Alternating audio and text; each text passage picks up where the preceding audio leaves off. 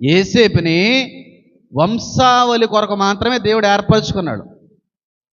వంశాల గురించి మాత్రమే. అంటే మరియమ్మ దేవుడి ఏర్పాట్లు ఉన్న గర్భమే, కానీ ప్రవచనం దావీదు వంశం నుంచి వస్తారో అని ఉంది.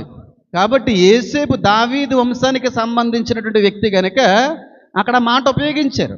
యోసేపుకు పుడితేనే ఆ వంశం నుంచి వచ్చినట్టు కాదు.